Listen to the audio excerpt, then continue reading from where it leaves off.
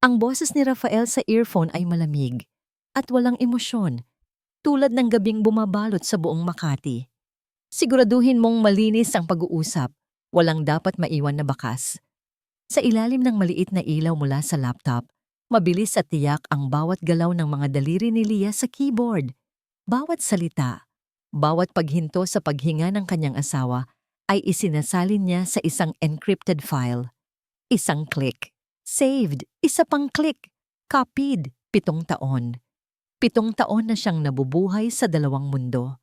Sa umaga, siya si Mrs. Leah Monteverde de Leon, ang mahinhin at perpektong asawa ng magiting na koronel. Ngunit sa gabi, kapag ang buong penthouse ay natutulog na, siya ay nagiging isang anino, isang kolektor ng mga lihim na siyang wawasak sa lalaking katabi niya lang sa kama. Dahan-dahan niyang tinanggal ang earphone at sinilip ang pintuan ng kanilang silid. Mahimbing ang tulog ni Rafael. Ang dibdib nito ay marahang umaakyat baba. Ang imahe ng kapayapaan, isang kasinungalingan. Maingat niyang kinuha ang maliit na data storage device at lumapit sa lumang radyo na nakapatong sa isang mesa sa sulok. Gawa ito sa Nara, amoy luma na, at may mga gasgas na dala ng panahon. Ang nag-iisang pamana ng kanyang ama, may sikretong kompartimento sa likod nito. Sa isang galaw na sanay na siya, binuksan niya ito at inilagay ang device sa loob, katabi ng iba pang maliliit na ebidensya. Hinaplos. Hinaplos niya ang kahoy. Malapit na. Natay, bulong niya sa hangin. Konting-konti na lang. Kinabukasan, ang anino ng gabi ay napalitan ng liwanag. Suot ang isang simpleng puting bestida. Si Leah ay kumikilos sa kusina na may ngiti sa labi. Ang bango ng kapeng barako mula sa Batangas at ng bagong sinangag na bawang ay pumupuno sa hangin. Inihanda niya ang almusal ni Rafael, eksakto sa paraan na gusto nito. Good morning, my Leah. Bati ni Rafael pagpasok sa dining area. Suot na ang kanyang plansadong uniforme. Lumapit ito at hinalikan siya sa noo.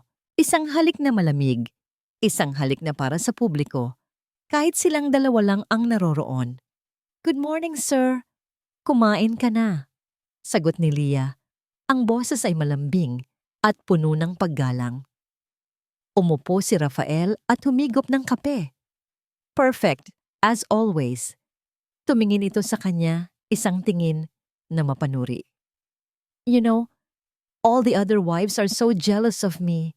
They say I have the most perfect wife. Isang maliit na ngiti lamang ang isinagot ni Leah. Kung alam lang nila, sabi niya sa kanyang isip. Natapos ang almusal sa mga kwentong puno ng pagbubuhat ng sariling bangko ni Rafael. Ang kanyang mga tagumpay, ang kanyang integridad, ang kanyang walang katapusang pagmamahal sa bayan. Nakikinig lang si Leah, tumatango, nag-aalok pa ng kape. Ang perpektong tagapakinig, ang perpektong dekorasyon. Nang makaalis si Rafael, ang katahimikan sa penthouse ay nakakabingi. Niligpit ni Leah ang pinagkainan. Habang nagpupunas ng mesa, natigilan siya nang mapatingin sa wedding picture nila na nakasabit sa dingding. Siya, nakangiti ng pilit.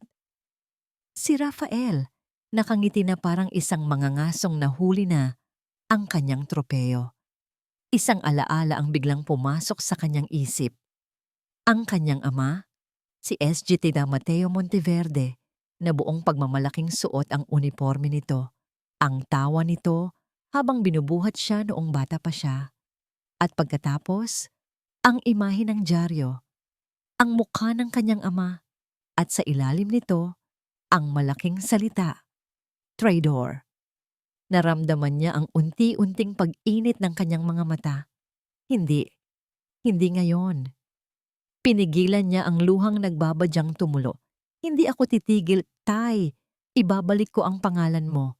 Nagpatuloy siya sa paglilinis. Ibinabalik ang bawat bagay sa perpektong ayos. Ang kanyang kalmadong kilos ang nagsisilbing takip sa nagngangalit na apoy sa kanyang dibdib.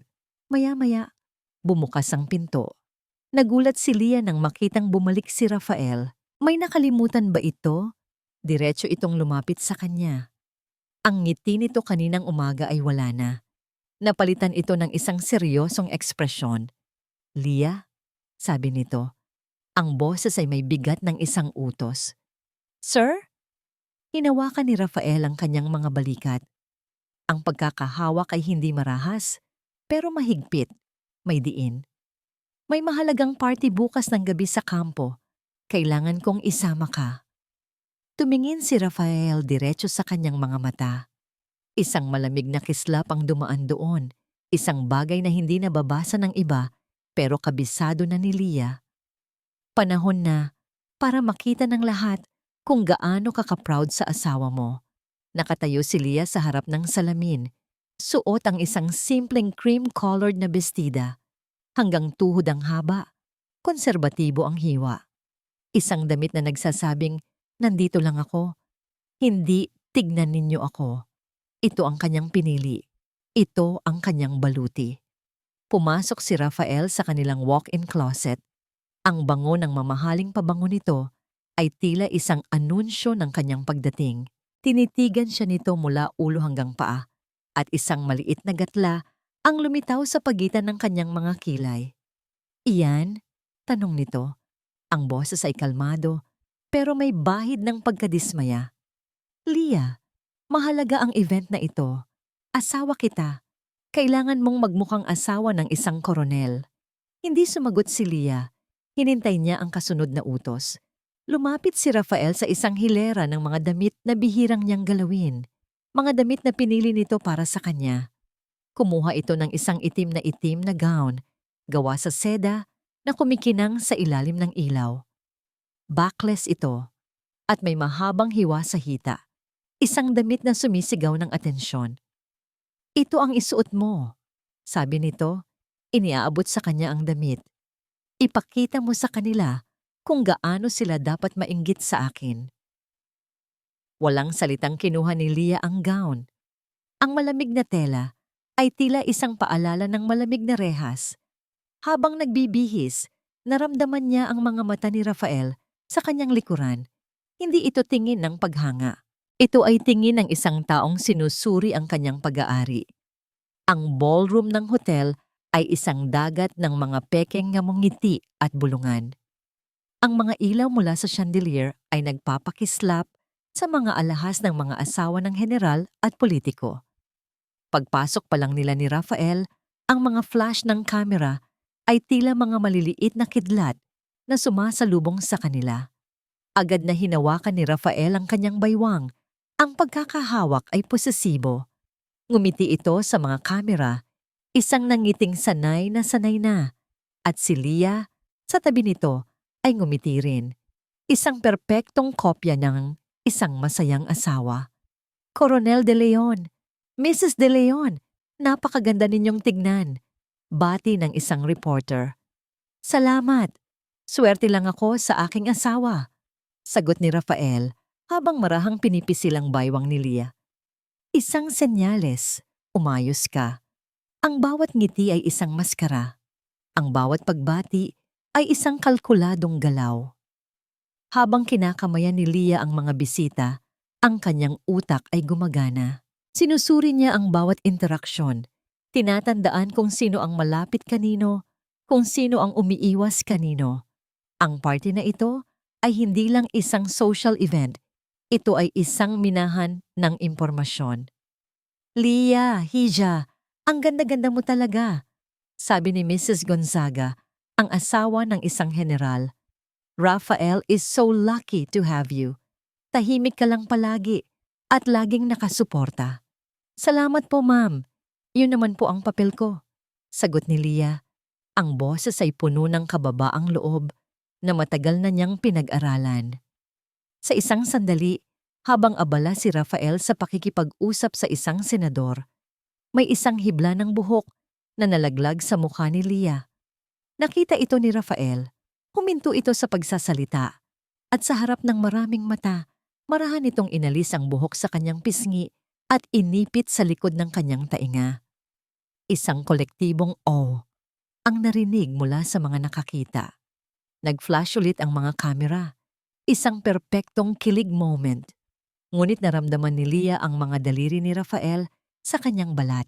Malamig, walang init, walang pagmamahal. Ito ay isang kilos ng pag-aari, isang paalala sa lahat na siya ay pag-aari nito. Sa sasakyan pauwi, ang katahimikan ay mabigat. Ang maskara ni Rafael ay unti-unting natatanggal.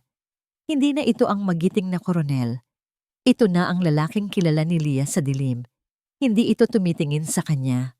Nakatingin lang ito sa labas ng bintana, sa mga ilaw ng Mamakati na dumadaan. Sino ang tumawag sa iyo kanina mula sa eskwelahan? Bigla nitong tanong. Ang boses ay walang emosyon, pero sapat na para manindig ang balahibo ni Leah. Ang principal lang, sir. Kinakamusta ang mga bata sa reading class ko?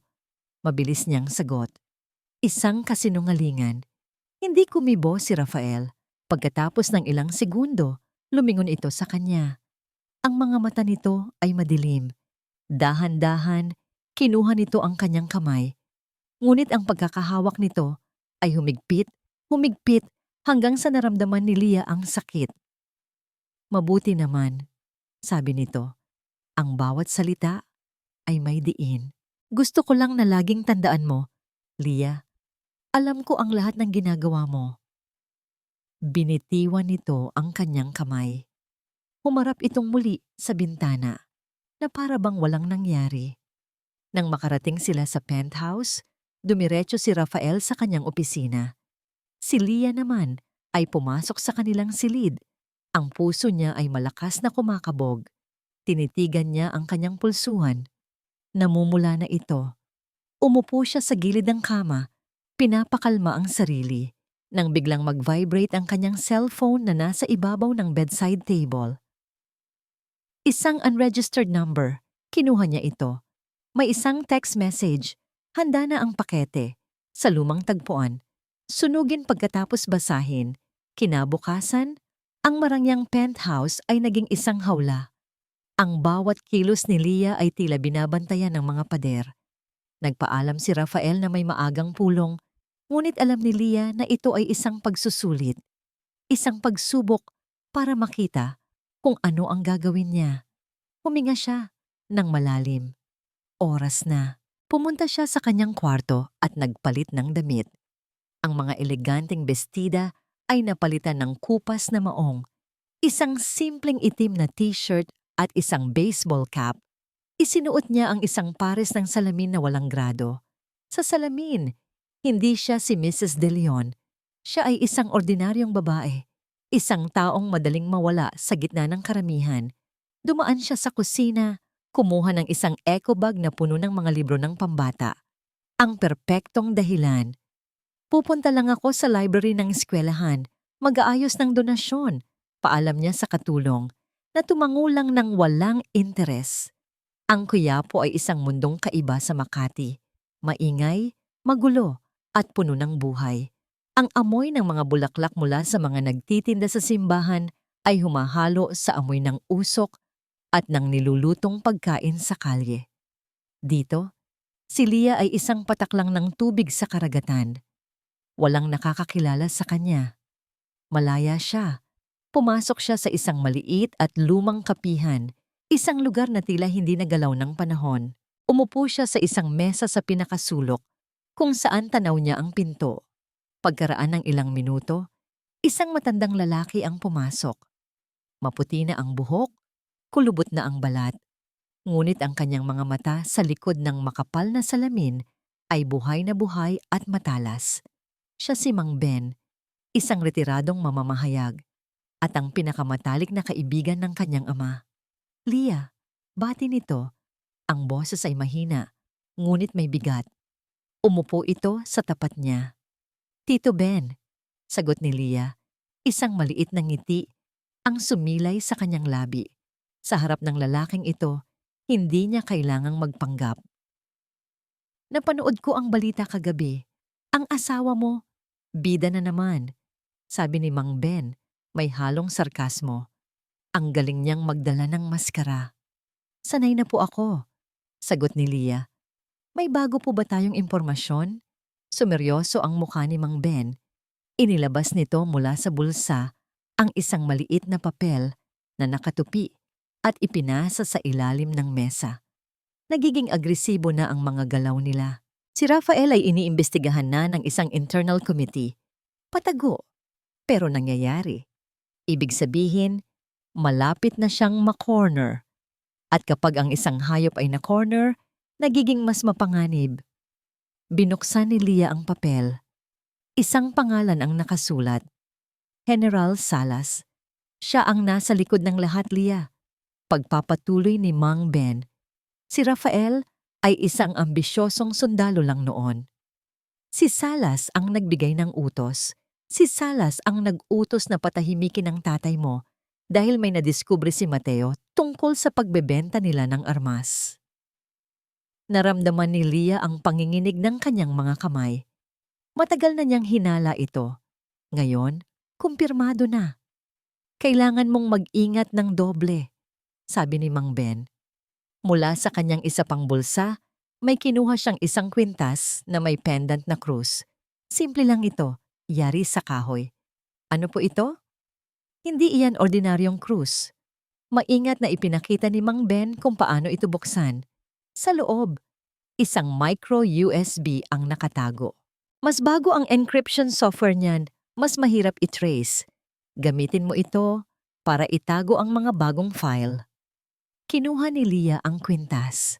Ang kahoy ay may kakaibang init. Isang simbolo ng pananampalataya at ngayon, isang sandata.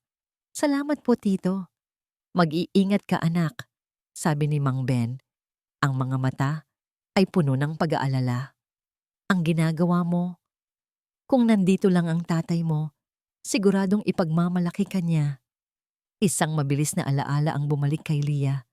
Ang malamig na marmol ng puntod ng kanyang ama. Ang kanyang sarili. Mas bata pa. Umiiyak habang nangangako sa hangin. Hindi po sila mananalo. Tay, pangako. Tumayo na si Leah. Kailangan ko na pong umalis. Paglabas niya ng kapihan, isinuot niya ang kwintas.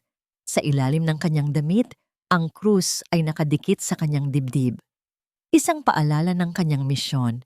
Ang pagbalik sa penthouse ay parang pagbalik sa ibang planeta. Ang katahimikan, ang pagkakaayos, ang malamig na hangin mula sa aircon. Lahat ay kabaliktaran ng buhay na gulo ng Quiapo.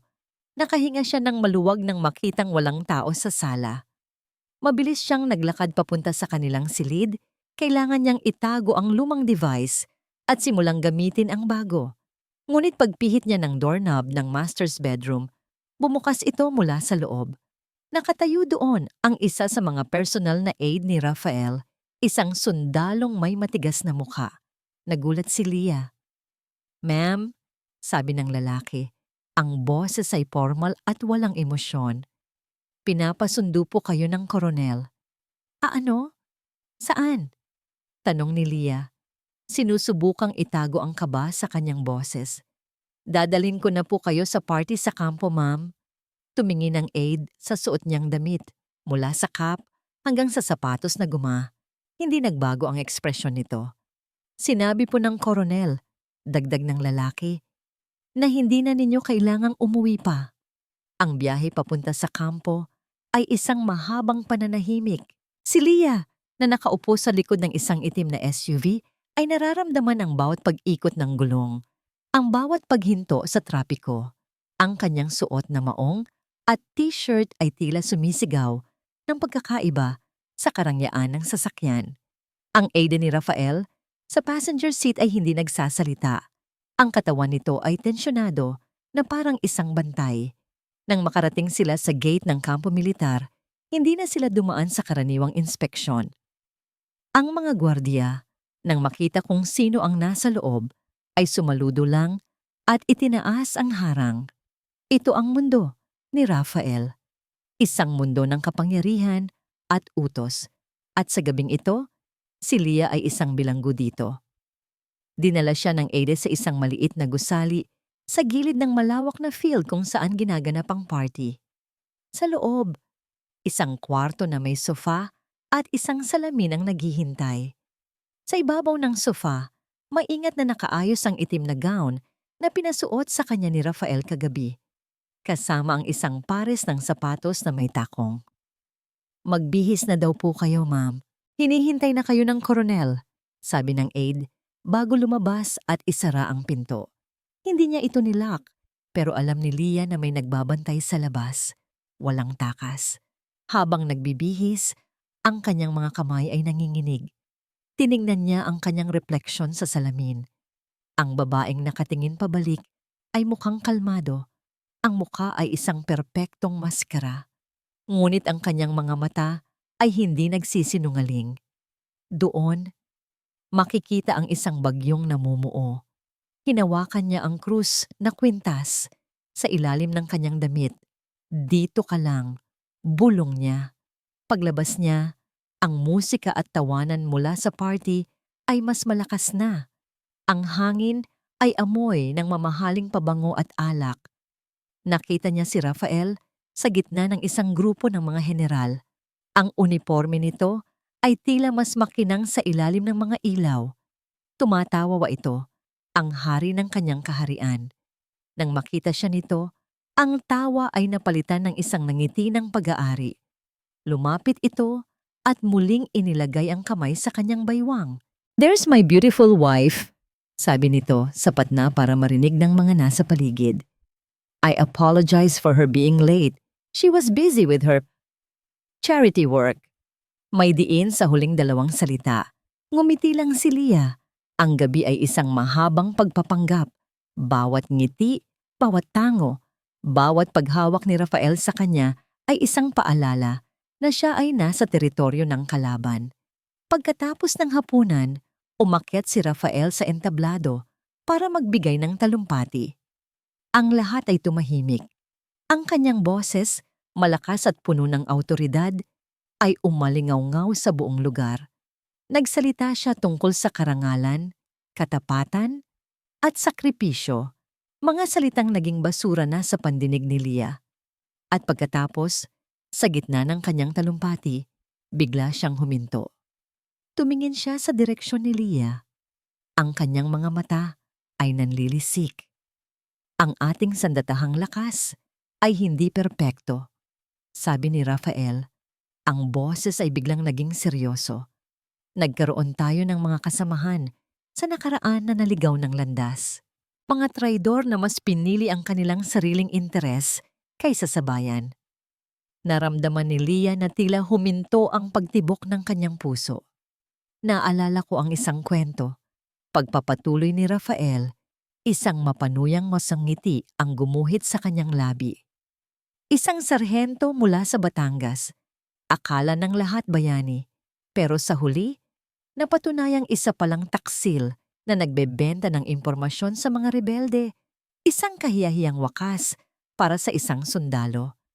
Isang alon ng bulungan ang gumapang sa mga manunood. Ang ilan ay tumingin kay Leah na may halong awa. Ang iba, may pagkutya. Ang aral dito, sabi ni Rafael, itinaas ang kanyang boses. Ang katotohanan, gaano man kasakit, ay laging lalabas at ang mga kasalanan ng nakaraan ay laging bumabalik para multuhin ang kasalukuyan. Isang malakas na palakpakan ang sumunod. Si Leah ay nakatayo doon, hindi gumagalaw, na parang isang estatwang gawa sa yelo. Ang mga tawa at palakpak ay tila mga punyal na tumutusok sa kanyang dibdib.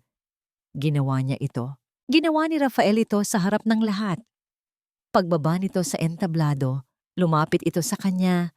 Ang mukha ay nagpapanggap na nag-aalala. "Are you okay, my Leah? I know it's a sensitive topic for you, pero kailangan nating tanggapin ang katotohanan."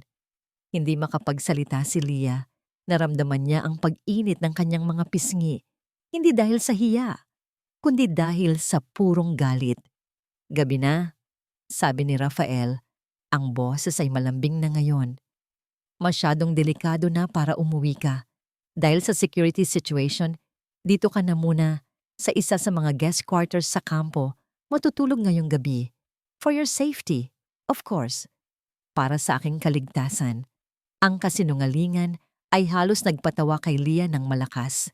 Dinala siya ng 2 sundalo sa parehong kwarto kung saan siya nagbihis kanina. Ngunit ngayon, ang pakiramdam ay iba na. Mas malamig, mas nakakulong. Ang cellphone ninyo po, ma'am.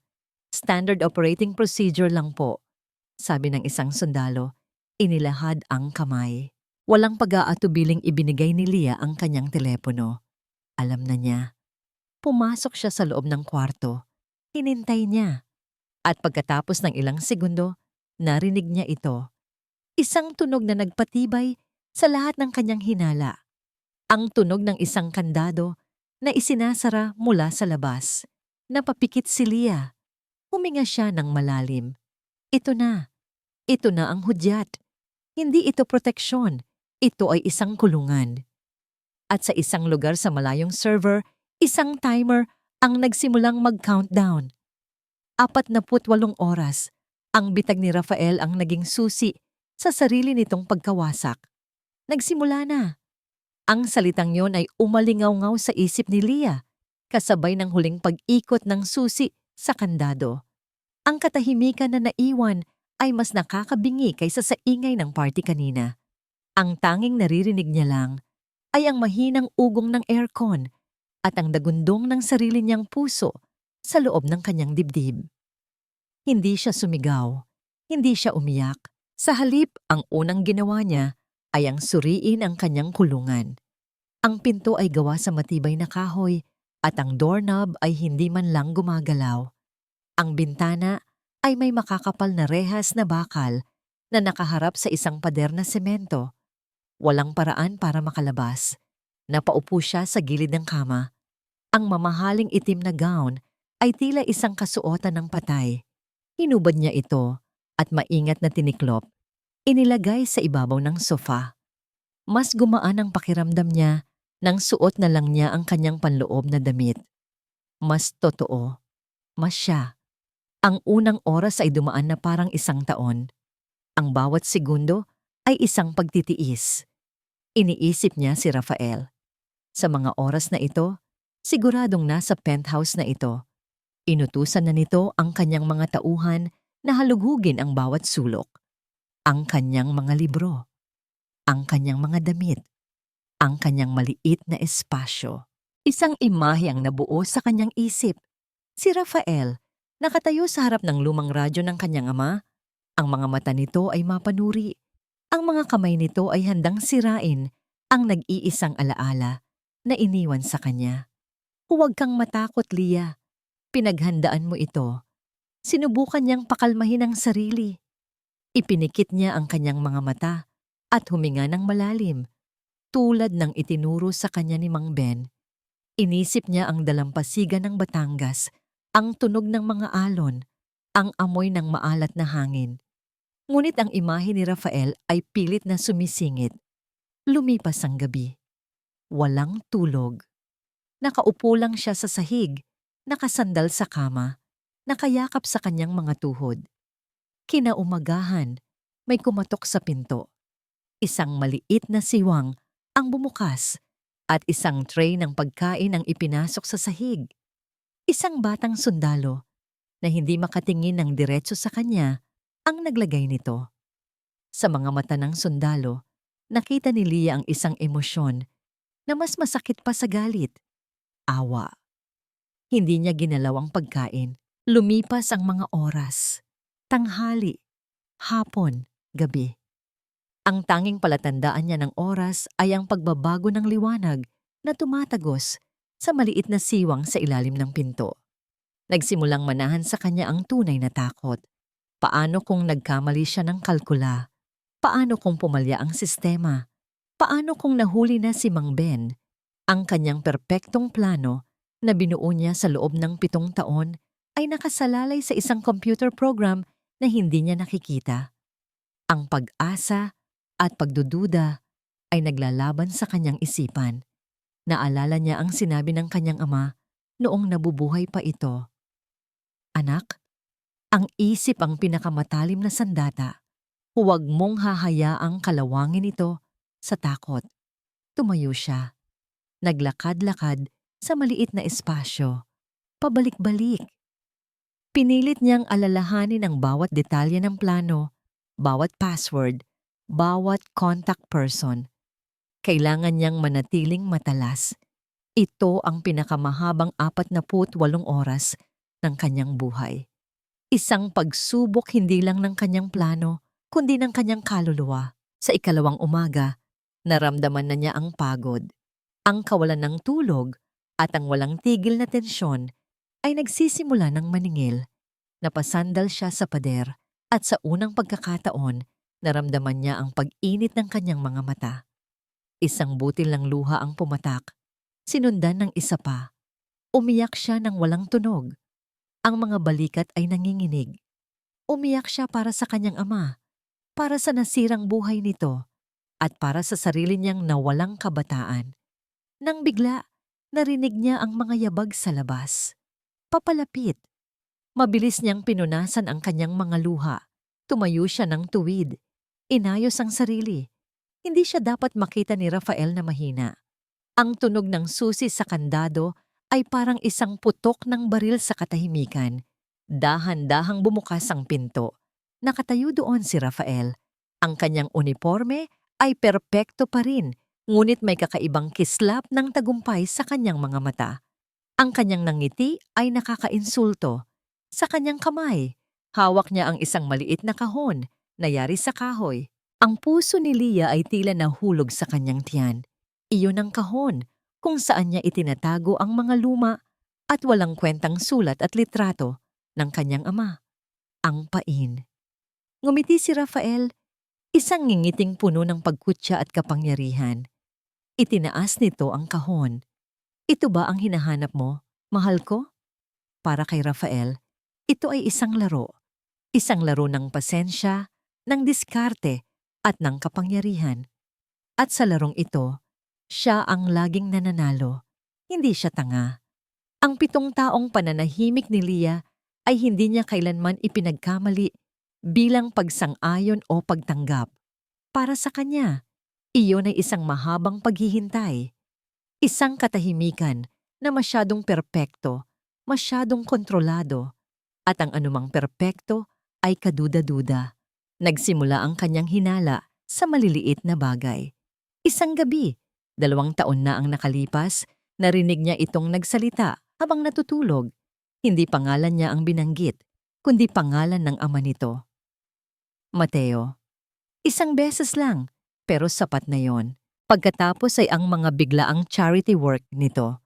Ang pagtuturo sa isang maliit na pampublikong paaralan sa Tondo.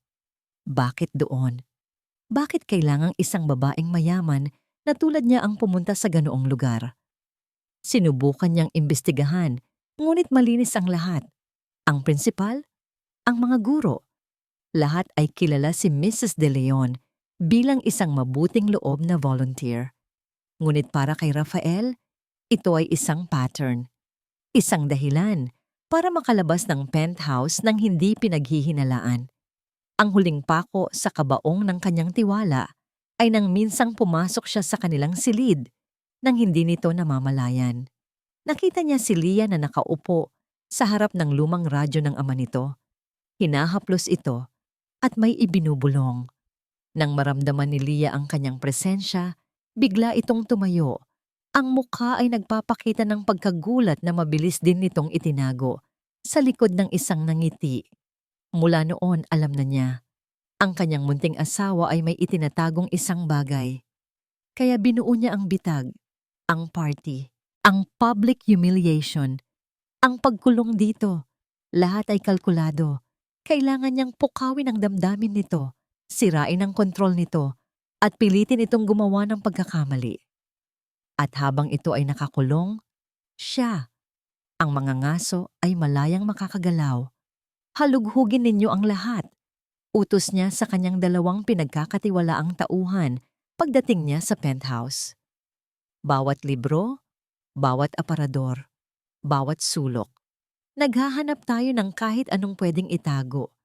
Isang diary, isang cellphone, isang USB, kahit ano.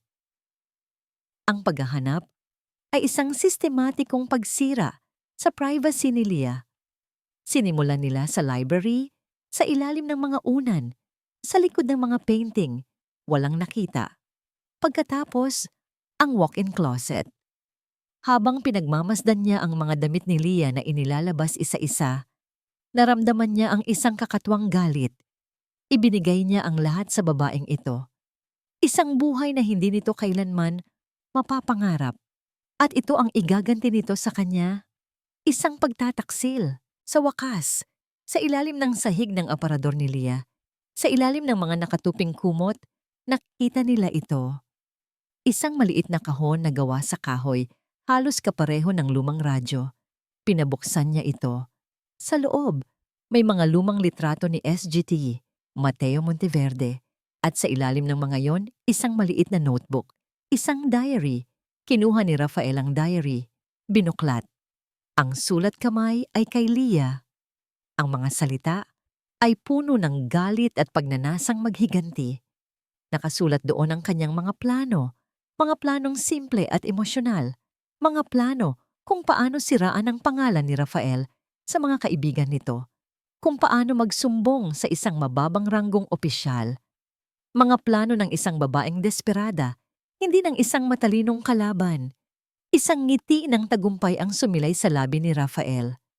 Ito lang ang kaya mo, Leah. Napakadali. Masyadong madali. Inaasahan niyang mas matalino ito. Ngunit marahil, ang kanyang pagmamahal sa ama nito ay ang naging kahinaan nito. Naging bulag ito sa emosyon. Ito na yon, sir? Tanong ng kanyang tauhan. Ito na nga. Sagot ni Rafael, isinara ang diary. Linisin ninyo ang lahat. Ibalik sa dati. Siguraduhin ninyong walang bakas na nandito tayo. Hawak niya ang kahon sa kanyang mga kamay. Ito ang ebidensya. Ito ang kanyang alas. Ngayon, hawak na niya si Leah sa leeg. Pwede niya itong sirain kung gugustuhin niya. Pwede niya itong patawarin at gawing mas sunod-sunuran kaysa dati. Pero bago iyon, kailangan muna niyang ipakita dito kung sino ang tunay na may kontrol.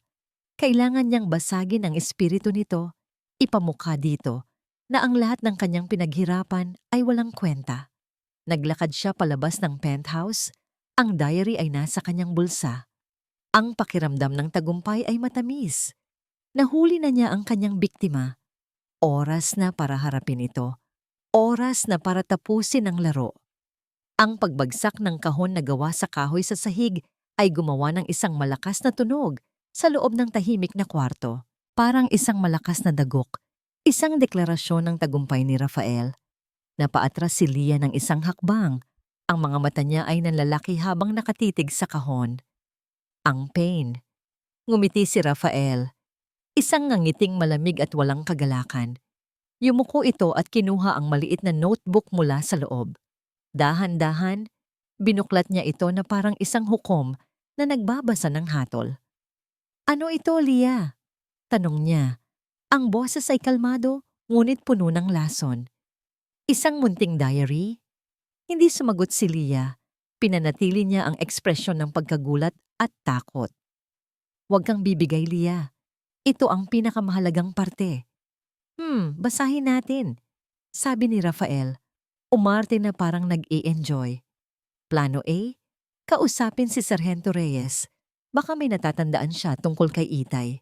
Naku, napakatalino. Kinagat ni Leah ang kanyang labi. Eto pa, pagpapatuloy ni Rafael, ang boses ay puno ng pang-aalipusta. Plano B, sumulat ng anonymous letter sa isang reporter. Talaga, Leah? Ito ang dakilang paghihiganti na binuo mo sa loob ng 7 taon. Itinapon niya ang diary sa paanan ni Leah.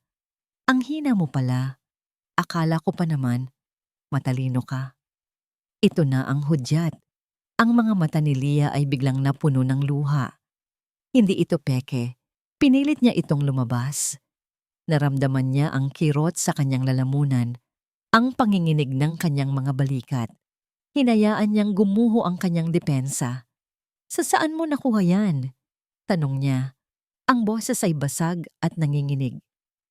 Sa tingin mo ba may maitatago ka sa akin sa sarili kong pamamahay? Sagot ni Rafael, papalapit sa kanya. Sagutin mo ako, Lia. Ano ang ibig sasabihin nito? Napahagulgol si Lia. Isang tunog ng pagkasira at kawalan ng pag-asa. Tinakpan niya ang kanyang mukha ng kanyang mga kamay.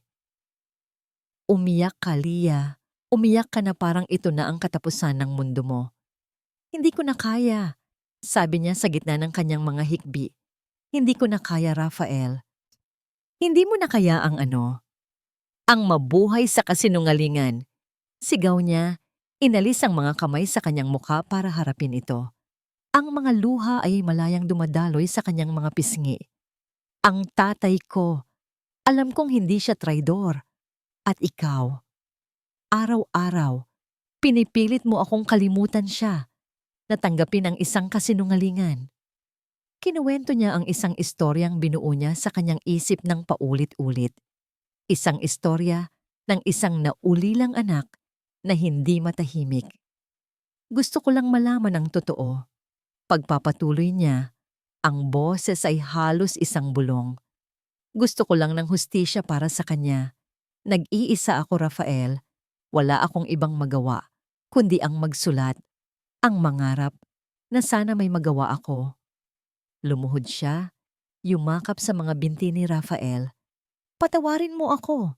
Patawarin mo ako. Please. Natakot lang ako. Mahal kita. Pero hindi ko kayang talikuran ang alaala ng tatay ko. Patawarin mo ako. Ito ang pinakamahirap na parte. Ang pagpapakumbaba sa harap ng halimaw na sumira sa kanyang buhay. Naramdaman niya ang kamay ni Rafael sa kanyang buhok. Sa isang sandali, akala niya ay sasaktan siya nito. Ngunit sa halip, marahan nitong hinaplos ang kanyang buhok. Pagkatapos, marahan siyang itinaas nito patayo. Hinawakan nito ang kanyang baba at itinaas ang kanyang mukha para magtama ang kanilang mga mata. Ang galit sa mga mata ni Rafael ay nawala.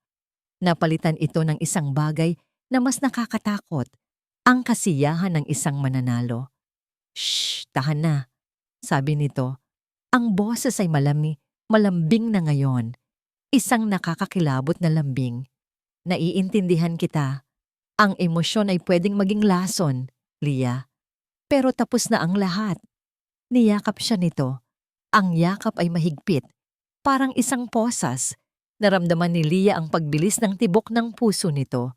Nag-i-enjoy ito sa kanyang pagsuko. Pinapatawad na kita. Bulong nito sa kanyang tainga. Dahil asawa kita at dahil mahal kita. Humiwalay ito sa yakap at pinunasan ang kanyang mga luha gamit ang hinlalaki nito. Pero may isang kondisyon. Mula ngayon, hindi ka naaalis sa paningin ko. Wala nang charity work. Wala nang pag-alis ng mag-isa. Ako na ang magiging mundo mo, Lia. Naiintindihan mo? Tumangulang si Lia. Ang mga mata ay nakatitig sa sahig. Sa loob-loob niya, isang malamig na takot ang gumapang. Mas mapanganib si Rafael kaysa sa inaakala niya. Nang biglang, isang malakas na ringtone ang sumira sa katahimikan. Ang formal na tunog ng isang military-issued phone. Agad na binitiwan ni Rafael si Lia. Ang malambing na ekspresyon ay nawala. Napalitan ng alertong tingin ng isang sundalo. Kinuha nito ang telepono mula sa kanyang bulsa. Tumingin ito sa screen at bahagyang nanigas ang kanyang panga. Sinagot niya ito. Tumayo siya ng mas tuwid. Sir, sabi niya, puno ng paggalang. May nagsalita sa kabilang linya. Nakikinig lang si Rafael, ang muka ay nagiging mas seryoso sa bawat segundong lumilipas. At pagkatapos, nagsalita itong muli. Ang mga salitang narinig ni Lia ay nagpadala ng yelo sa kanyang mga ugat. Opo, General Salas, naiintindihan ko po. Umalis si Rafael nang hindi na muling lumilingon. Ang pinto ay muling isinara at nilock. At si Lia ay naiwang mag-isa kasama ang pangalang umuulit-ulit sa kanyang isipan. General Salas. Hindi ito parte ng orihinal na plano.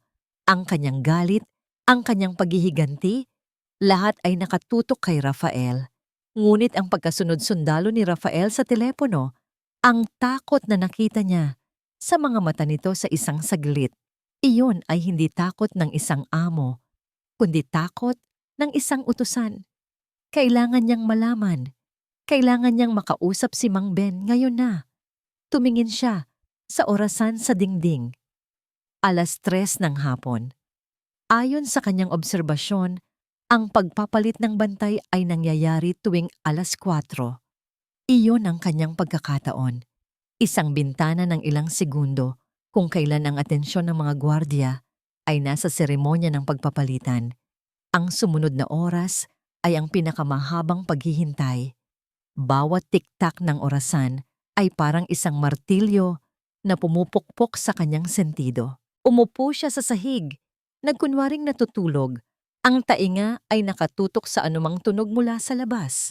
At narinig na nga niya ang mga formal na sigaw, ang tunog ng mga botang nagmamartsa papalayo, at ang mga bagong yabag na papalapit. Ito na. Mabilis ngunit tahimik siyang kumilos. Hinugot niya mula sa ilalim ng kanyang damit ang kwintas na krus. Ginamit niya ang kanyang kuko para buksan ang sikretong kompartimento at kunin ang micro-USB. Ang tanging modernong gamit sa kwarto ay isang flat-screen TV na nakasabit sa pader. Isang smart TV. May USB port sa gilid nito. Nanginginig ang kanyang mga kamay habang isinasaksak ang device. Ang puso niya ay tila gustong kumawala sa kanyang dibdib. Isang maling galaw lang, isang tunog. At tapos na ang lahat. Bumukas ang TV, ngunit walang ingay. Gamit ang remote, mabilis niyang pinindot ang isang kombinasyon ng mga numero na siyang password para sa isang hidden application.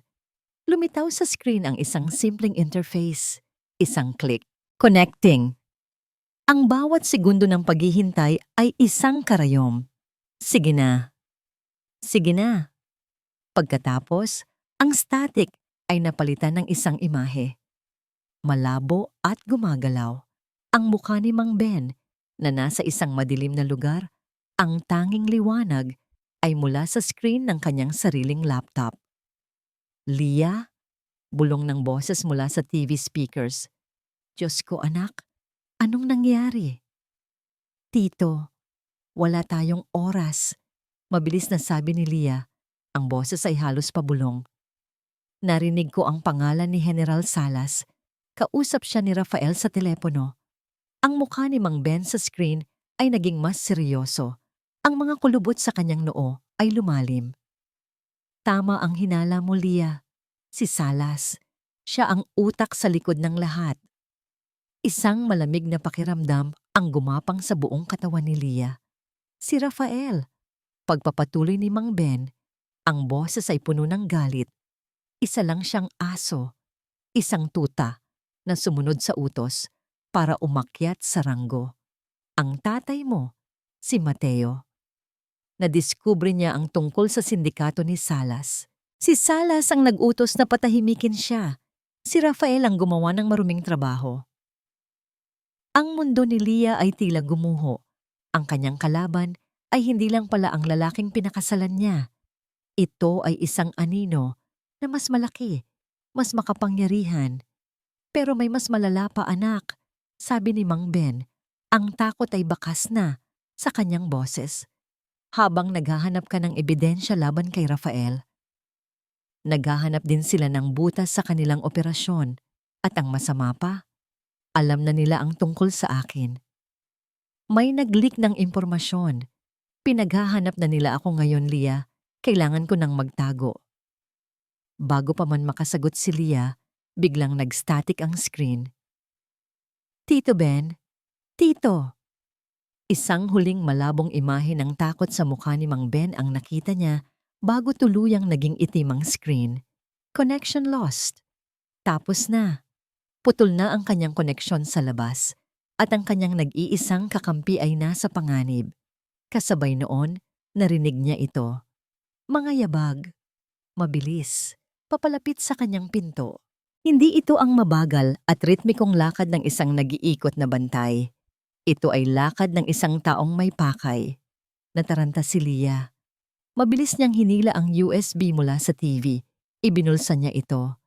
Tumakbo siya pabalik sa kama at humiga. Ipinikit ang mga mata. Pinilit na pakalmahin ang kanyang paghinga. Narinig niya ang tunog ng susi, muling ipinapasok sa kandado. Ang puso niya ay tumigil sa pagtibok. Dahan-dahan, bumukas ang pinto. Ang pag-click ng kandado sa pinto ni Leah ay hindi nagdulot ng kapanatagan kay Rafael. Sa halip, ito ay parang isang paalala ng mga salitang dumagundong sa kanyang tainga, mga salitang binitawan ni General Salas na parang lason. May isa pang daga, Rafael. At kung kailangan mong patahimikin ang asawa mo para siguraduhin hindi na siya makapagsalita, gawin mo. Permanente. Naglalakad siya pabalik-balik sa loob ng kanyang opisina sa kampo, na parang isang hayop na nakakulong sa sarili nitong hawla. Ang pakiramdam ng tagumpay kanina, ang matamis na lasa ng pagsuko ni Leah ay biglang naging abo sa kanyang bibig. Niloko siya. Ang diary, ang mga luha, ang pagmamakaawa, lahat ay isang palabas, isang perpektong pag-arte? O baka naman nagsasabi ito ng totoo at mayroon pa siyang ibang kakampi na hindi niya alam? Ang paranoia ay unti-unting gumapang sa kanyang sistema, malamig at makati. Paano kung ang babaeng iyon, ang babaeng pinatulog niya sa kanyang kama sa loob ng 7 taon, ay mas matalino kaysa sa kanya? Ang isiping iyon ay isang insulto, isang sampal sa kanyang ego. Huminto siya sa harap ng kanyang mesa. Nandoon ang kanilang wedding picture sa isang mamahaling silver frame. Siya ang magiting na sundalo. Siya ang mahinhing nobya. Isang perpektong larawan ng kasinungalingan. Sa isang iglap ng galit na hindi niya mapigilan, dinampot niya ang litrato at ibinato sa pader. Ang tunog ng nabasag na salamin ay sumira sa katahimikan ng gabi. Tinitigan niya ang nasirang litrato sa sahig. Ang mukha ni Leah na may pekeng ng ngiti ay tila nang iinsulto sa kanya. Hayop ka! Bulong niya sa hangin.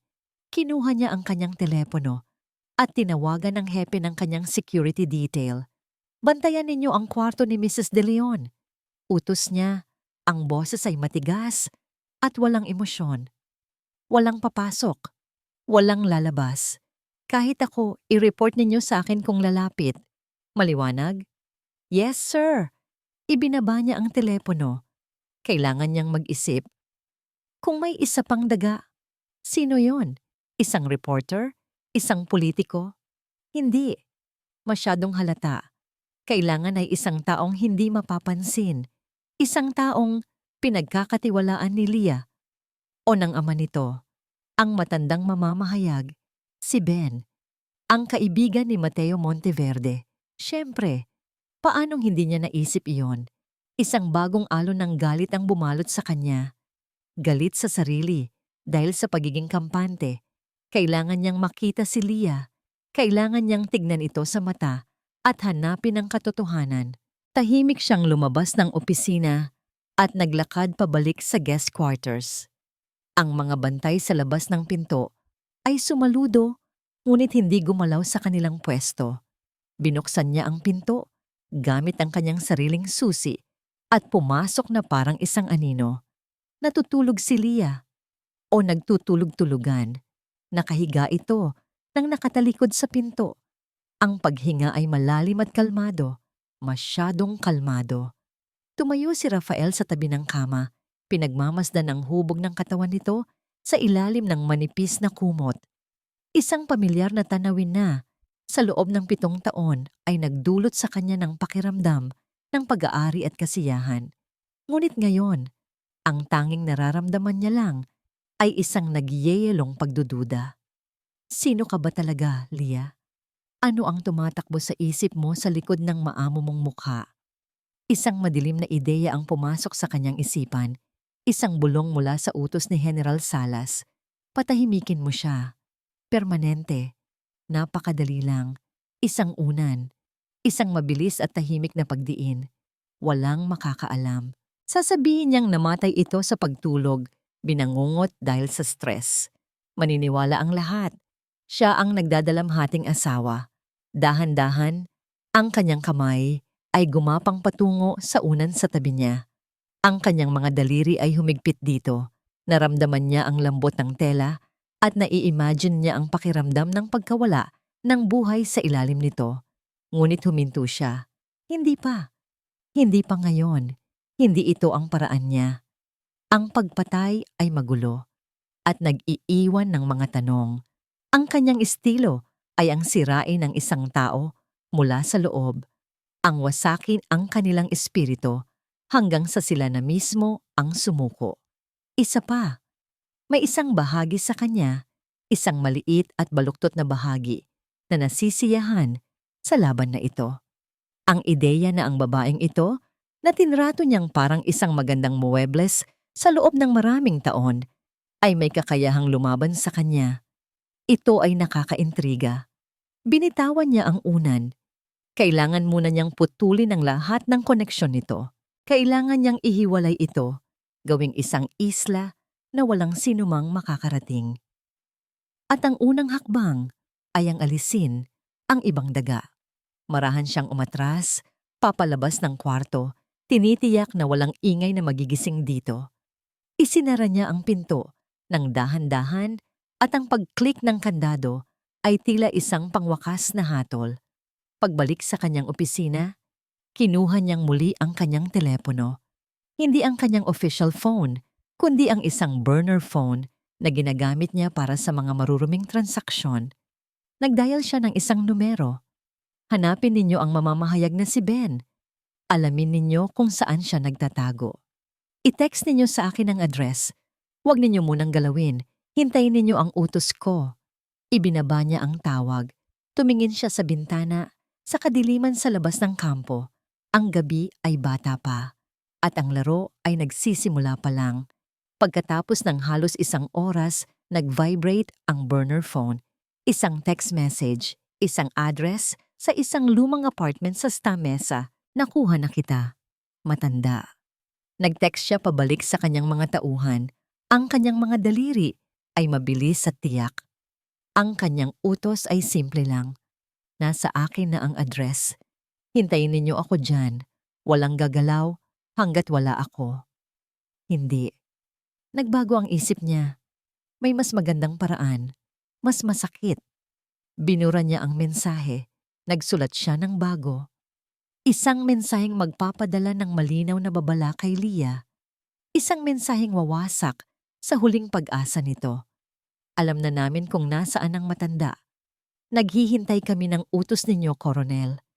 Hindi niya ito ipapadala sa kanyang mga tauhan. Sa halip, ipapasa niya ito sa isang hindi rehistradong numero at isesend sa telepono ni Leah na nasa pangangalaga niya. At bukas ng umaga, kapag ibinalik na niya ito, makikita ni Leah ang mensahe. Malalaman nitong huli na ang lahat. Malalaman nitong siya, si Rafael de Leon, ang laging nananalo. Ngunit bago niya pa man masend ang pekeng mensahe, nag-vibrate ulit ang burner phone. Isang bagong text mula sa kanyang tunay na tauhan. Sir, may problema. Mukhang nakaalis na siya. Walang tao sa apartment pero mainit pa ang tasa ng kape sa mesa. Isang mabigat na mura ang kumawala sa bibig ni Rafael. Nahuli sila. Nakaisang hakbang na naman sa unahan ng kalaban. Ang galit ay muling bumalik. Mas mainit. Mas matindi. Tinitigan niya ang screen ng telepono. Ang kanyang mga daliri ay nanginginig na ngayon sa galita. Ang kanyang plano na sirain ang loob ni Leah ay nawala na. Napalitan ito ng isang mas primal na pangangailangan. Ang patahimikin ang lahat ng banta. Muli siyang nag-text sa kanyang mga tauhan. Ngunit ngayon, ang utos ay iba na. Mas malinaw. Mas brutal. Hanapin ninyo siya. Huwag ninyong hayaang makalayo. At kapag nahanap ninyo, tapusin ninyo. Ang orasan sa pader ay malapit ng tumunog ng 4:00 ng umaga. 47 oras na ang nakalipas. 47 oras ng paghihintay sa isang kulungang walang bintana. Ang kanyang katawan ay pagod na. Ang kanyang tiyan ay kumakalam. Ngunit ang kanyang isip ay gising na gising. Pinapatay ng bawat tiktak ng segundo. Paulit-ulit niyang sinubukan. Bawat 2 oras, kapag sa tingin niya ay ligtas, Muli niyang isinasaksak ang USB sa TV. Ngunit ang resulta ay laging pareho. No signal. Connection failed. Nawala na si Mang Ben. Ang huling imahe niya, ang takot sa kanyang mga mata bago naputol ang koneksyon, ay paulit-ulit na naglalaro sa kanyang isipan na parang isang sirang plaka. Nahuli na ba siya? Pinatahimik na ba siya ng mga tauhan ni Salas? Ang bawat posibleng senaryo ay mas masahol kaysa sa nauna. Isang manipis na sinag ng liwanag ang unti-unting gumapang sa ilalim ng pinto. Ang bukang liwayway, ang hudyat na tapos na ang palugit. 48 oras na. Dapat sana, sa mga oras na ito, ang sistema ay na-trigger na. Dapat sana, ang mga email ay naipadala na. Dapat sana, nagsisimula ng gumuho ang mundo ni Rafael. Ngunit walang nangyari. Ang tanging naririnig niya lang ay ang katahimikan, ang mapanlinlang na katahimikan ng kanyang pagkatalo. Isang alaala ang bumisita sa kanya. Ang sementeryo, ang amoy ng mga kandila at ng basang lupa. Siya, 17 taong gulang pa lang, nakatayo sa harap ng puntod ng kanyang ama. Ang kanyang mga kamao ay nakakuyom. Hindi ako titigil hanggat hindi sila nagbabayad, tay. Bulong niya noon sa hangin. Pangako. Ngayon, ang pangako ay naging isang napakabigat na bato sa kanyang dibdib na unti-unti siyang dinudurog. 7 taon. 7 taon ng kanyang buhay ang ginugol niya sa pagpaplano, sa pagtitiis, sa pag-iipon ng mga piraso ng isang puzzle na ngayon ay mukhang hindi na mabubuo. Nabigo kita, tay. Patawad. Hindi na niya kaya. Ang lakas na pinagkukunan niya sa loob ng maraming taon ay biglang naglaho na parang isang kandilang hinipan ng hangin. Lumapit siya sa pinto at kumatok ng mahina. Pagkaraan ng ilang sandali, bumukas ang maliit na siwang. Ang mukha ng isang batang sundalo ang sumilip. Bakit po, ma'am? Pwede bang? Nabasag ang boses ni Leah. Huminga siya ng malalim. Pwede ko bang hilingin na dalhin dito ang gamit ko? Ang luma kong radyo. Nasa kwarto ko lang. Nag-alinlangan ang sundalo. Ngunit marahil ay dahil sa awa o dahil alam nitong isa lang itong lumang radyo, tumango ito. Sandali lang po. Pagkaraan ng halos kalahating oras, ang radyo ay iniabot sa kanya. Malamig at mabigat. Ang pamilyar na bigat nito ay nagdulot ng kaunting kaginhawaan. Isinara ang pinto. Muli siyang nag-iisa. Dinala niya ang radyo sa sulok, malayo sa pinto. Umupo siya sa sahig at niyakap ito. Niyakap niya ang radyo na parang isang batang yumayakap sa kanyang ama sa huling pagkakataon. Isinubsob niya ang kanyang mukha sa makinis at may gasgas na kahoy at doon, sa wakas, bumigay na siya. Walang tunog. Tanging ang panginginig lang ng kanyang mga balikat at ang walang tigil na agos ng luha sa kanyang mga pisngi. Ang bawat patak ay isang salita ng pagkabigo. Para sa kanyang ama. Para kay Mang Ben. Para sa 7 taon na nasayang. Ito na marahil. Ang kanyang huling panalangin, isang tahimik na pagsuko. Sa gitna ng kanyang pagdadalamhati, isang tunog ang pumunit sa katahimikan. Ang tunog ng kandado. Muling bumubukas, mabilis niyang pinunasan ang kanyang mga luha. Tumayo siya, kahit na ang kanyang mga tuhod ay nanghihina. Kailangan niyang harapin ito. Bumukas ang pinto. Nakatayo doon si Rafael. Ang kanyang uniforme ay walang gusot. Ang kanyang mukha ay kalmado. At sa kanyang labi, may isang ngiti. Isang nangiting hindi abot sa kanyang mga mata. Isang nangiti ng isang taong sigurado sa kanyang panalo. Tinitigan siya nito mula ulo hanggang paa. Pagkatapos ay sa radyo na nasa sahig. Bangon na, sabi nito. Ang boses ay simple at walang emosyon na parang nag-uutos lang na umuwi pagkatapos ng isang mahabang araw. Uuwi na tayo. At sa ngiti ni Rafael, alam ni Leah na para sa lalaki, nanalo na ito. at siya si Leah ay talunan. Ang biyahe pabalik sa penthouse ay isang malabo at tahimik na panaginip. Si Leah ay nakaupo sa tabi ni Rafael sa likod ng SUV, nakatingin sa labas ng bintana, ngunit wala namang talagang nakikita. Ang mga naglalakihang gusali ng Makati, ang mga nagmamadaling sasakyan, lahat ay tila nasa likod ng isang makapal na salamin. Si Rafael ay hindi nagsasalita. Paminsan-minsan, sumusulyap ito sa kanya, isang tingin na puno ng pagtatagumpay, isang tingin na nagsasabing, "Akin ka," at tapos na ang laro. Pagbukas ng pinto ng kanilang penthouse, ang bumungad sa kanila ay isang eksenang sumasalamin sa nararamdaman ni Leah. Isang magandang ngunit sirang lugar. Ang mga unan sa sofa ay bahagyang wala sa ayos. Ang mga libro sa estante ay hindi pantay-pantay ang pagkakalagay. Malinis, pero alam ni Leah na hinalughog ito. Bawat sulok ay ginalugad. Bawat lihim ay sinubukang hukayin. Ang kanyang tahanan ay nilapastangan. "Magpahinga ka na, Leah," sabi ni Rafael. Ang boses ay malumanay na ngayon, na parang isang amo na kinakausap ang isang alagang napagod sa paglalaro. "Kalimutan na natin ang lahat ng nangyari. Magsimula tayo ulit." Hindi sumagot si Leah. Dumiretso siya sa kanilang silid. Ang kanyang mga paa ay tila gawa sa tingga. Ang bawat hakbang ay mabigat. Sinundan siya ni Rafael.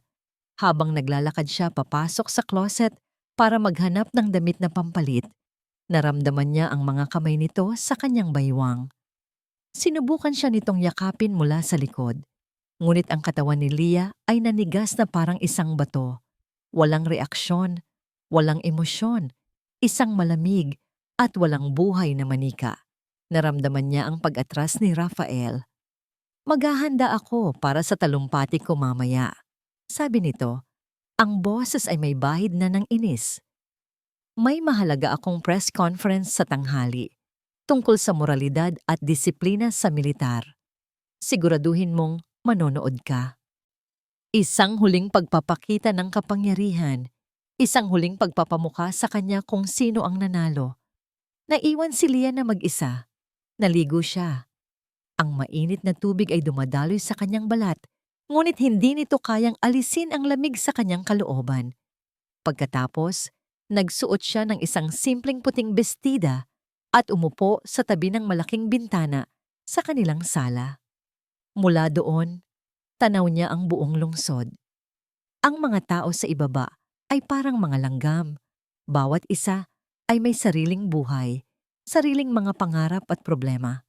At siya, sa tuktok ng isa sa pinakamataas na gusali, ay nakakulong sa isang ginintuang hawla. Ang kanyang kaluluwa ay mas pagod kaysa sa pinakapagod na manggagawa sa ibaba. Talo na siya. Ang 7 taon ay nasayang. Si Mang Ben ay nawawala. Marahil ay patay na. Si Rafael at ang anino sa likod nito, si General Salas, ay nanalo. Sila ang magsusulat ng kasaysayan. Ang pangalan ng kanyang ama ay mananatiling isang mantsa. At siya ay mananatiling asawa ng pumatay dito. Isang dekorasyon, isang tropeyo ng kanyang pagkatalo. Wala nang natira. Ang apoy sa kanyang dibdib na nag-alab sa loob ng maraming taon ay tuluyan ng namatay. Nag-iwan ng malamig na abo ng kawalan ng pag-asa. Binuksan ni Rafael ang malaking telebisyon sa sala. Nakatune na ito sa isang news channel. Isang panel ng mga komentarista ang masiglang nag-uusap tungkol sa paparating na press conference. "Isang napakahalagang araw para sa sandatahang lakas," sabi ng isang host. Muling ipapakita ni Coronel Rafael de Leon ang kanyang matibay na paninindigan laban sa korupsyon. Napapikit si Leah. Ang kabalintunaan ay isang mapait na lason sa kanyang lalamunan. Maya-maya, ibinalik sa kanya ni Rafael ang kanyang cellphone. Inilapag niya ito sa mesang katabi ni Leah. "Baka gusto mong tawagan ng eskwelahan," sabi nito. Isang banayad na paalala ng kanyang bagong mga patakaran. "Sabihin mo sa kanila na hindi ka na babalik." Hindi kinuha ni Leah ang telepono. Nakatingin lang siya sa labas, sa abot tanaw. Nang bigla, nag-vibrate ito. Ang mahinang ugong sa ibabaw ng salamin ng mesa ay tila isang hiyaw sa nakabibinging katahimikan. Napatingin si Rafael dito. Napatingin din si Leah. Isang mensahe ang lumitaw sa nakalock na screen. Mula sa isang numerong hindi pamilyar, hindi nakarehistro. Binasa ni Leah ang mga salita. Ang kanyang puso, na akala niya'y tumigil na sa pagtibok, ay biglang kumabog ng napakalakas. Nagsimula na ang sistema. Paparating na ang bagyo. Mag-ingat ka, anak ni Mateo. Tinitigan ni Leah ang screen ng telepono. Ang kanyang paghinga ay tila nahinto. Ang mga salita ay sumasayaw sa harap ng kanyang mga mata. Isang himig ng pag-asa na akala niya ay hindi na niya maririnig. Paparating na ang bagyo. Hindi pumalya, gumana. Naghintay lang ito ng tamang oras. Ang sistema ay hindi nakaset sa eksaktong 48 oras. Nakaset ito sa oras ng pinakamalaking kahinaan ni Rafael, ang oras ng kanyang pinakamalaking pagmamataas. Napansin ni Rafael ang biglaang pagbabago sa kanyang anyo. Ang pagkamanhid sa kanyang mga mata ay napalitan ng isang kislap, isang apoy na akala nito ay napatay na niya. "Sino yan?" tanong ni Rafael. Sinusubukang abutin ang telepono. Ngunit mas mabilis si Leah.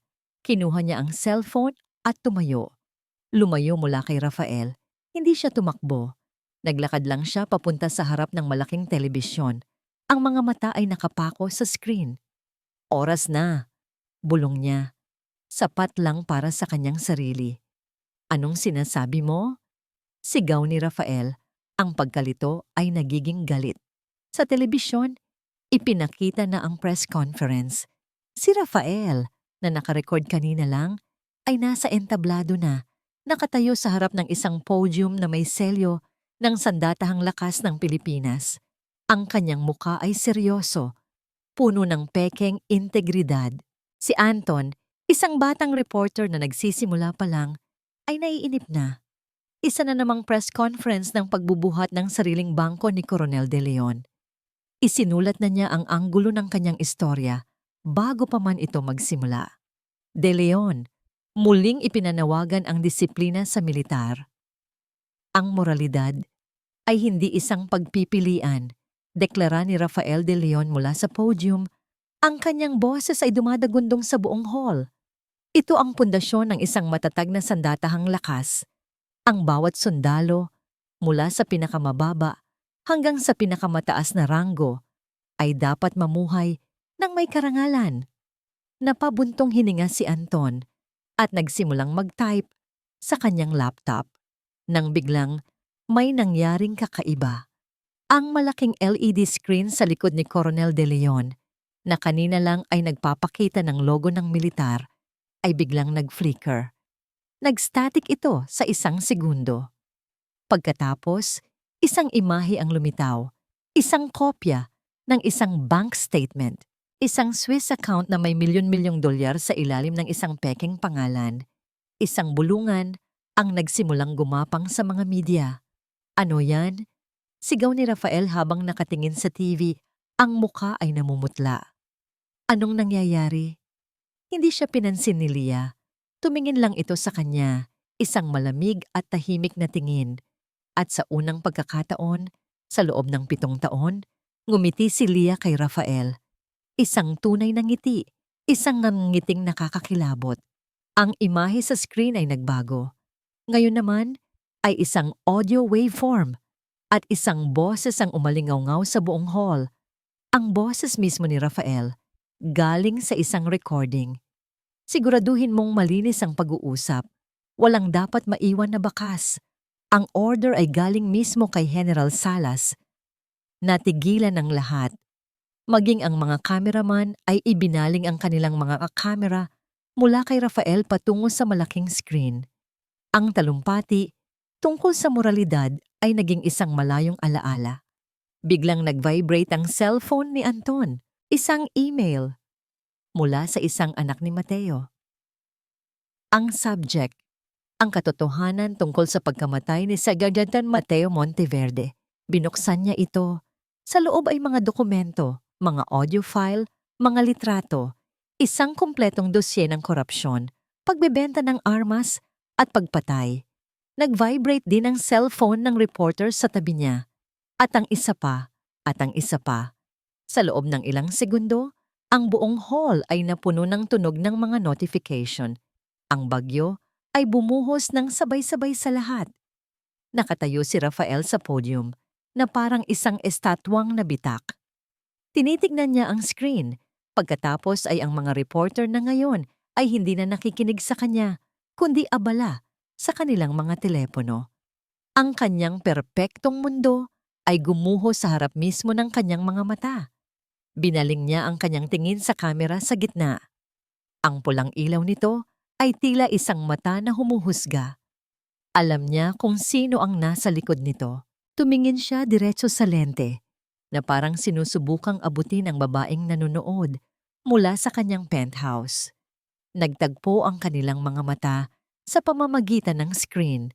Nakita ni Leah ang lahat, ang pagkagulat, ang pagtanggi, at sa huli, ang pagkaunawa. At sa pagkaunawang yon, ang purong walang halong pagkamuhi. Alam na niya, siya, ang kanyang tahimik na asawa, ang kanyang perpektong tropeo, ang siyang sumira sa kanya. Dahan-dahang iniabot ni Leah ang kanyang kamay at pinatay ang telebisyon. Katahimikan. Tapos na. Tumalikod si Rafael mula sa podium. Ngunit hindi ang kanyang mga aide ang sumalubong sa kanya. Dalawang unipormadong military police na may matitigas na mukha ang umakyat sa entablado.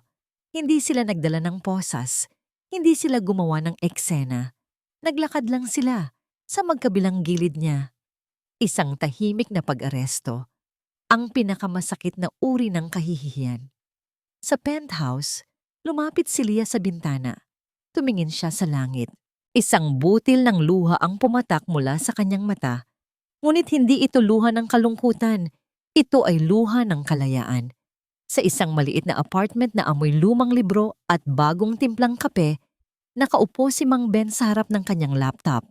Sa loob ng 2 linggo, ito na ang naging mundo niya. Ang 4 na sulok ng kwartong ito, ang kanyang naging kanlungan. Habang sa labas, ang bagyong pinakawalan nila ni Leah ay winawasak ang pundasyon ng isang korap na sistema. Bawat araw, ang balita ay isang sunod-sunod na pagsabog. Rafael De Leon, itiniwalag sa serbisyo, nakaharap sa kasong pagpatay at corruption. General Salas arestado sa kanyang tahanan sa Forbes Park. Investigasyon sa arms dealing scandal. Umaabot na sa pinakamataas na opisyal ng gobyerno. Pinatay ni Mang Ben ang video ng news report. Napasandal siya sa kanyang upuan at napapikit. Isang nangiti ng pagod ngunit puno ng kasiyahan ang gumuhit sa kanyang mga labi. Nagawa nila. Matapos ang napakaraming taon, nagawa nila. Naalala niya ang gabing iyon ng kanilang huling pag-uusap. Ang takot. Ang pagmamadaling tumakas. Nalaman niyang ilang minuto lang pagkatapos maputol ang kanilang tawag, dumating ang mga tauhan ni Rafael. Kung hindi dahil sa kanyang matagal nang pinaghandaang emergency exit sa likod ng aparador, malamang ay isa na lang siyang malamig na bangkay ngayon. Mula sa kanyang pagtatago, pinanood niya ang lahat na mangyari. Pinanood niya ang pagbagsak ng mga taong pumatay sa kanyang pinakamatalik na kaibigan. At higit sa lahat, pinanood niya ang media na parang mga asong ulol na hinahanap ang nag-iisang tao na nasa sentro ng lahat. Sino ang asawa ni Rafael De Leon? Tanong ng isang headline. Ang misteryosong si Leah Monteverde. Biktima o utak ng lahat? Ngunit si Leah ay parang isang multo. Pagkatapos ng araw na yon, naglaho siya na parang bula. Walang nakahanap sa kanya. Walang nakakuha ng kanyang panig. Ang tanging naiwan lang ay ang mga ebidensyang ipinadala niya na nagsasalita ng mas malakas kaysa sa anumang panayam. Tumayo si Mang Ben at lumapit sa bintana. Mula doon, tanaw niya ang isang maliit na parke kung saan naglalaro ang mga bata. Simple, payapa. Isang buhay na ipinagkait kay Leah sa loob ng 7 taon. Naalala niya ang huling mensahe niya kay Leah bago niya tuluyang itapon ang kanyang lumang SIM card. Mag-ingat ka anak ni Mateo. Isang simpleng paalala na hindi siya nag-iisa. Kinabukasan, habang umiinom siya ng kape, may kumatok sa pinto. Isang special delivery. Isang maliit na sobrang walang pangalan ang nagpadala. Maingat niya itong binuksan. Sa loob, wala itong sulat. Isang postcard lang. Ang litrato sa postcard ay isang simpleng tanawin. Ang dalampasigan ng Batangas sa paglubog ng araw. Sa likod nito, walang pirma, walang mensahe, tanging isang larawan ng isang maliit na bulaklak na sampagwita na idinikit sa papel. Alam na ni Mang Ben, ito ang kanilang sikretong senyales. Ibig sabihin nito, malaya na siya, ligtas na siya, nakauwi na siya, napatitig siya sa postcard at isang alon ng paghanga ang bumalot sa kanya. Hindi niya hinangad ang kabantugan, hindi niya hinangad ang pagkilala. Ang tanging gusto lang niya ay katarungan at kapayapaan.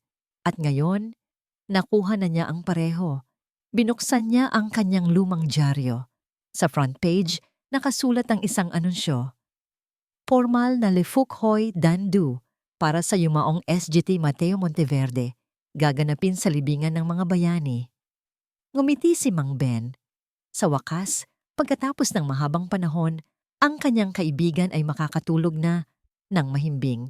At alam niya, kahit hindi man dumalo sa seremonya, sa isang lugar sa Batangas, ang anak ni Mateo ay nakatingin din sa paglubog ng araw. Malaya na sa mga anino ng nakaraan. Ang araw ng seremonya ay maliwanag at solemne.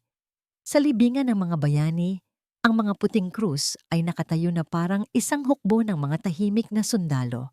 Isang bagong lapida na gawa sa marmol ang kumikinang sa ilalim ng araw. Dito nakaukit ang pangalan, SGT Mateo Monteverde. Ang mga matataas na opisyal ng militar, ang parehong mga taong naniwala sa kasinungalingan noon, ay naroroon na ngayon para magbigay pugay. Isang bandila ng Pilipinas na maingat na tiniklop ang ibinigay sa pinakamalapit na kamag-anak ni Mateo, isang matandang kapatid na babae na lumuwas pa mula sa probinsya. Ang mga kamera ay kumukuha ng litrato. Ang mga reporter ay nagsusulat ng kanilang mga istorya tungkol sa hustisyang naantala. Ngunit si Leah ay wala roon. Ang kanyang seremonya ay nangyayari sa isang lugar na mas simple, mas makabuluhan. Ilang daang kilometro ang layo, sa isang maliit na pampublikong paaralan sa isang bayan sa Batangas. Ang maririnig lang ay ang mahinang ihip ng hangin mula sa dagat at ang boses ng 25 bata na sabay-sabay na nagbabasa. Ang baka ay nasa bukid. Nakatayo si Leah sa harap ng kanyang klase. Isang ngiti ang nasa kanyang mga labi. Ang kanyang suot ay isang simpleng blusa at palda.